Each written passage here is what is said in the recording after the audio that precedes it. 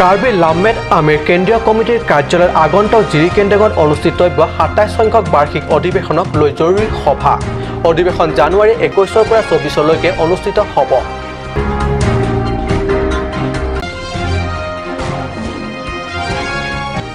পূজা বিজয়া দশমী ভিৰত হেৰাল হাওৰাঘাটৰ ৩গৰাকী বোৱাৰী, চাৰিদিশে সন্ধান উলিওৱাত ব্যৰ্থ আৰক্ষী।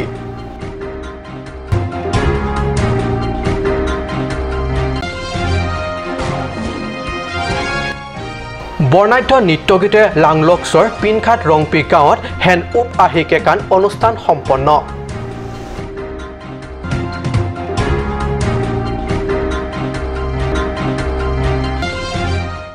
নমস্কাৰ, অসমীয়া প্ৰাইম টাইম বাতৰিত মই পৰশজ্যোতি শৰ্মাই স্বাগতম জনাইছোঁ। এতিয়া আগবাঢ়িছোঁ প্ৰথমটো বাতৰিলৈ। অহা ২০১৮ বৰ্ষৰ জানুৱাৰী ২১ পৰা ২৪লৈকে পশ্চিম কাৰ্বি আংলঙত জিৰি কেন্দ্ৰত অনুষ্ঠিত হ'ব কাৰ্বি লামমেট আমিৰ ২৭ সংখ্যক বাৰ্ষিক অধিৱেশন।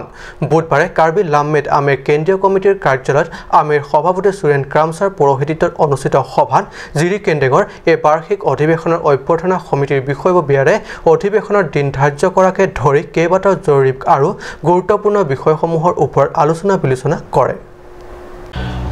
কাৰ্বি লামমেট আমিৰ ২৭ সংখ্যক বাৰ্ষিক অধিৱেশনখন সফল কৰি তুলিবলৈ অৰ্থাৎ বৰঙণি সংগ্ৰহ কৰাৰ পৰা অধিৱেশনত কি ধৰণৰ কাৰ্যসূচী অন্তৰ্ভুক্ত কৰা হ'ব আৰু প্ৰতিটো শাখা আঞ্চলিক তথা শাখা আমিৰ পৰা 10জনকৈ প্ৰতিনিধি পঠোৱা আদি বিষয়সমূহ আজি আলোচনাত ঠাই পায়। উল্লেখ্য, আজি এই সভাত কাৰ্বি লামমেট আমিৰ কেন্দ্ৰীয় কমিটিৰ সভাপতি সুৰেন ক্ৰামছা, উপদেষ্টা ক্ৰমে সিংক্ৰো, হিদিনাথ ৰংপি, বাৰিন ইংটি আৰু উপসভাপতি ক্ৰমে শুকুৰ সিং ৰংপি, চিত্ৰকুমাৰ বে প্ৰমুখ কেইবাগৰাকী বিষয়ববীয়াসকলে সভাত উপস্থিত থাকে। আনহাতে এই বিশেষ সভাত কাৰ্বি লামমেট আমিৰ ২৭ সংখ্যক জিৰি কেন্দ্ৰ বাৰ্ষিক অধিৱেশনৰ অভ্যৰ্থনা সমিতিৰ সভাপতি পৰসিং ইংঘি, সম্পাদক কমল সিং ইংঘি, কাৰ্বি লামমেট আমিৰ জিৰি কেন্দ্ৰ শাখাৰ সভাপতি বীৰেন সিং ফাংচু আৰু সম্পাদক হেমন্ত তেৰাং প্ৰমুখ বিষয়ববীয়াসকলেও ভাগ লয় এই সভাত।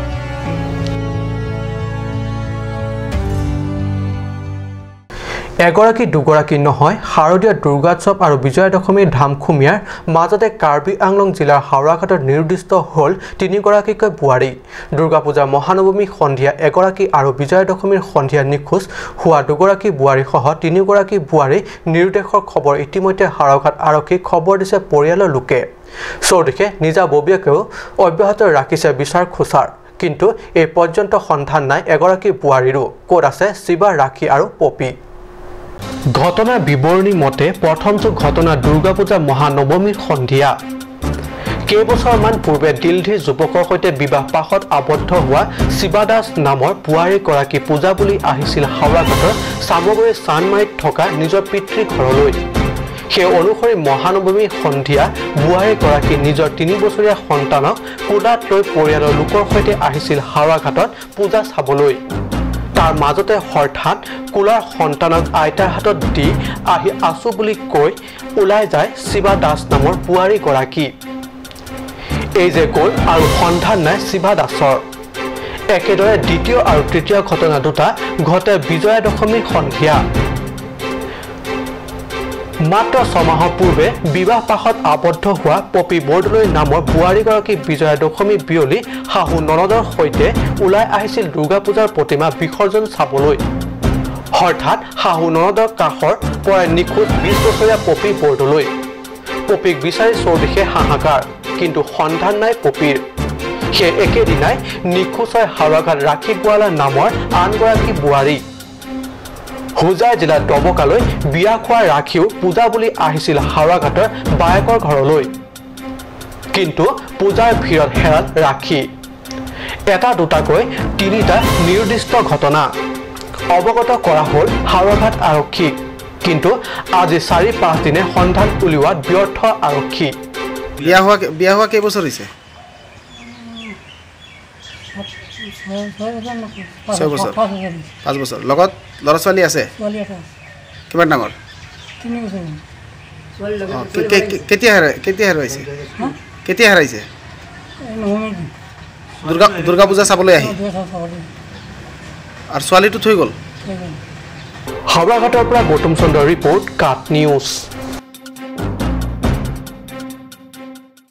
কাৰ্বিসকলৰ চহকী নৃত্যগীতৰ পৰম্পৰাৰ ভিতৰত হেণ্ড উপ আহিকে কানো এটা আপুৰুগীয়া সংস্কৃতি এই আপুৰুগীয়া সংস্কৃতি তথা পৰম্পৰা তথা ৰীতি-নীতি আধুনিকতাৰ ধামখুমীয়াত যাতে হেৰাই নাযায় তাৰ বাবে তৎপৰ হৈ উঠিছে সাংস্কৃতিক সচেতন কাৰ্বিসকল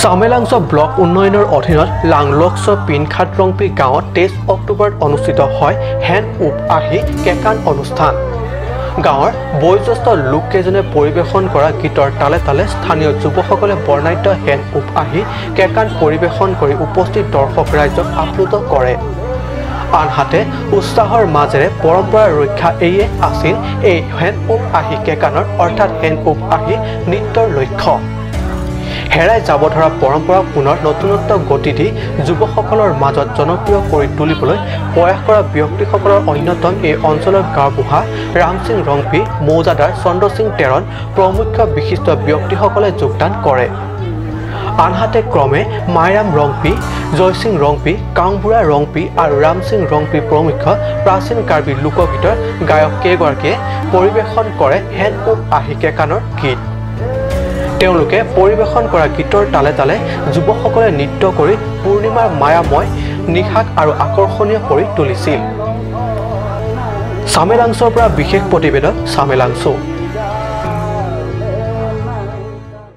মণিপুৰৰ ইম্ফলত 24 অক্টোবৰৰ পৰা আৰম্ভ হৈছে উত্তৰ পূব অলিম্পিক গেমছ আজি আছিল উদ্বোধনী সমাৰোহত উত্তৰ পূবৰ কেইবাটাও টিমৰ মাজত অসমৰ টিম হৈ ফ্লেগ ধৰিলে কনিষ্ঠ বিশ্ব চেম্পিয়নশ্বিপৰ স্বৰ্ণ পদক বিজয়ী অংকুচিতা বৰুৱে পোন প্ৰথমবাৰৰ বাবে মণিপুৰৰ ইম্ফলত আজিৰ পৰা আৰম্ভ হৈছে উত্তৰ পূব অলিম্পিক গেমছ উত্তৰ পূব অলিম্পিক গেমছৰ আজি উদ্বোধনী সমাৰোহত কনিষ্ঠ বিশ্ব চেম্পিয়নশ্বিপৰ স্বৰ্ণ পদক বিজয়ী অংকুচিতা বৰুৱে অসমৰ দলৰ হৈ ফ্লেগ ধৰি টিমটো নেতৃত্ব দিয়ে অংকুচিতাৰ সৈতে একেলগে টিমটোৰ নেতৃত্ব দিয়ে পৰ্যবেক্ষক ধন সিং ৰংপিয়ে উল্লেখ্য ধন সিং ৰংপি অসম অলিম্পিক সন্থাৰ সহকাৰী সম্পাদকৰ উপৰিও ভাৰতৰ মাষ্টাৰ গেমছ ফেডাৰেশ্যনৰ যুটীয়া সম্পাদক ইম্ফলত অনুষ্ঠিত হোৱা উত্তৰ পূব অলিম্পিকত ভাগ লৈ অসমৰ দলে পুনৰ ৰাজ্যবাসীক গৌৰৱান্বিত কৰিব বুলি আশা কৰিছে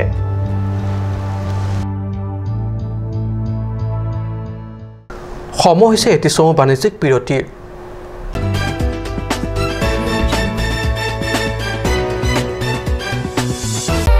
Kopili Family Restaurant, a fine dining restaurant, the most flavorful and exciting meals made with passion. Ethnic cuisine like Indian tandoori, Chinese, Pan-Asian and Karbi kitchen. Special food items like seafood dishes, fish and prawns are served. Pork special like barbecue pork spare ribs and Northeast style pork curry. Wait! Not only this, Durga Puja special buffet starts from 17th and valid till 19th of October 2018. Also, the restaurant does catering order for parties, events, wedding, etc. It also offers free home delivery services. Distance and minimum order. Within 2 kilometers, rupees 500, 2 to 5 kilometers, 700, and 7 to 10 kilometers, rupees 2,500. For queries and services, contact at 6901312934 or 6901312930. Kopili Family Restaurant, 4th floor, HRSA Complex, Dharamnala Road, Difu, near Bazar, India.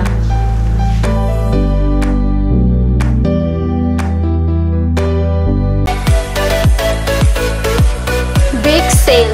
Up to 20% off on baby wear, 5% off on grocery items and 6% off on beauty and personal care.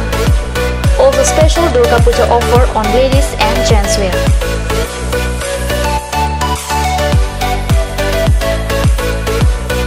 To avail this opportunity, step in Saraswati Superstore right now. Home delivery services are available within 3 kilometers radius of Difu. For more details and services, please contact at 70024 or 9957537019. Saraswati Superstore, MS Hans Enterprise, near Mamta Pharmacy, Difu Main Market. Hurry up, hurry up. Hero Company gives you a beautiful opportunity to have any kind of scooty or bike with the best help of easy loan facility. Also, it will be covered up with best driving comfort, best mileage, easy spot finance, best looks, etc. Service accessories and spare parts are available here. Please contact nearest authorized dealer. SMV Motors opposite of DIG Bungalow, Difu Manje Road, Karbi Anglong, Difu. For more queries, please contact 9613731109 or 9101147818. J&J Mandu has come to twist your taste with ethnic traditional dishes, noodles, rice, main course, beverages, soups and many more.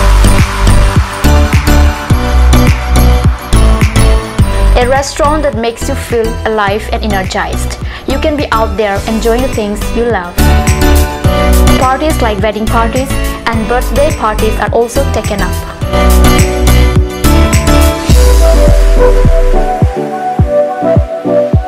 On any occasion, the order must be given at earliest time. For more queries, please contact 9435-925-116. J&J Amandu, Difu Karbi Anglong, Birla, near Bharat Petrol Pump. A family restaurant, a part of your family.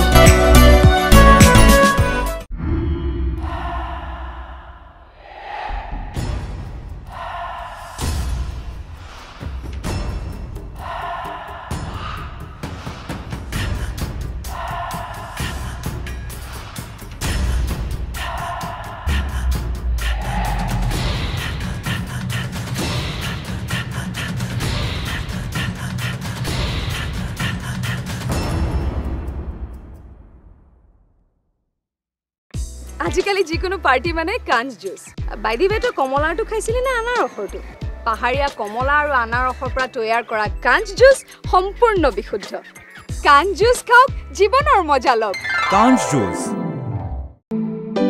Come on, come on. Grand opening of Bazaar, India.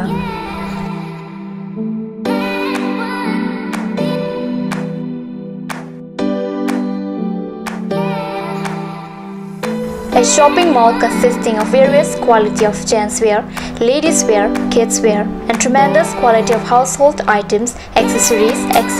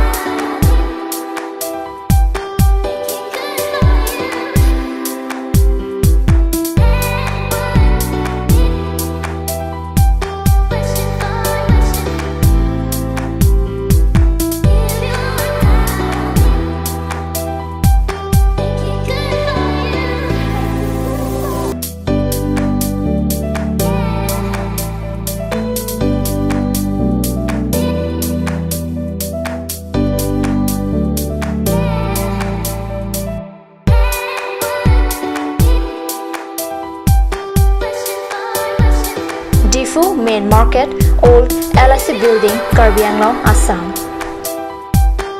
Looking for your needs? Visit Bazaar, India.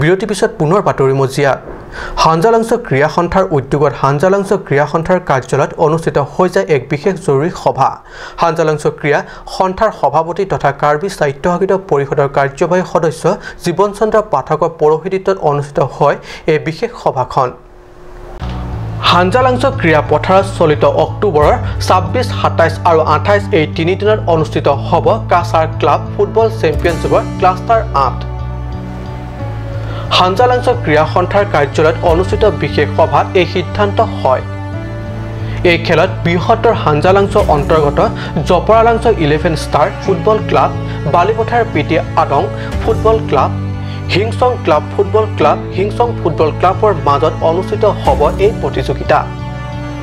আৰু quarter ফাইনেললৈকে অধিক point সংগ্ৰহ কৰিব পৰা দলে উমচুৱাই খেলপথাৰত অনুষ্ঠিতব্য football চেম্পিয়নশ্বিপত ভাগ ল'বলৈ সুযোগ পাব।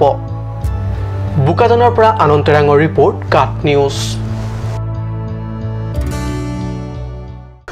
অবিচাৰ্য যেন লাগিলেও কথাটো একেবাৰে সত্য। আধুনিক বিজ্ঞান প্ৰযুক্তিৰ বিকাশে বিশ্ব দপদপাই থাকোঁতে পাহাৰীয়া জিলা কাৰ্বি আংলঙৰ এখন ভিতৰুৱা অঞ্চলৰ মাজেৰে বৈ যোৱা খৰচোতা নৈ এখনৰ পাৰ হৈ যাবলৈ নাই এখনো দলং।